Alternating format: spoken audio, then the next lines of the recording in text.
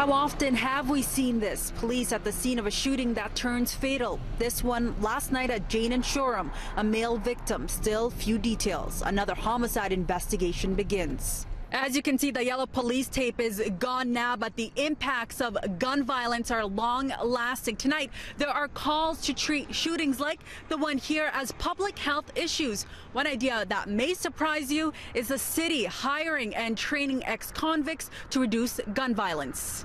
The concept is that guns and gun violence are an epidemic.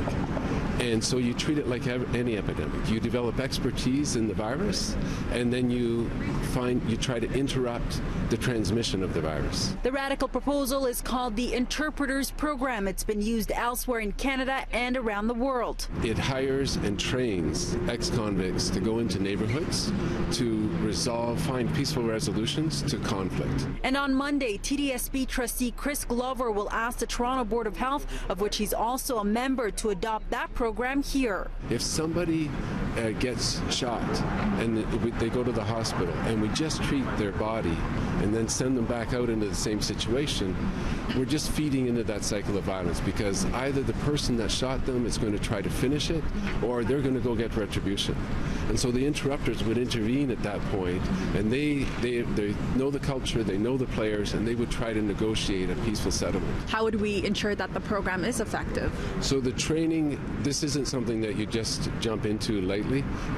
The program was developed in Chicago. There are experts there. They would actually be coming, and the Board of Health or whatever city agency that would be involved would be consulting with them at every step along the way. The latest Toronto police data show we've already seen 53 shootings in the city this year. Last year, 392, with 590 victims, 39 of which were fatal. And calls for a more effective response to gun violence have been growing for years. When my son was murdered, April 13th, 2016, he was 18. Kelly Witter's teenage son, Gabriel Nikov, was shot to death near Yonge and Bloor nearly 2 years ago. It's turned Kelly into a relentless anti-gun violence advocate and a supporter of Glover's proposal. We find that everything in the report we can resonate with. We have a life sentence of anxiety, fear, aggression, anger, PTSD, you name it. Do you think a program like this might have been effective, in Gabriel's case? Definitely.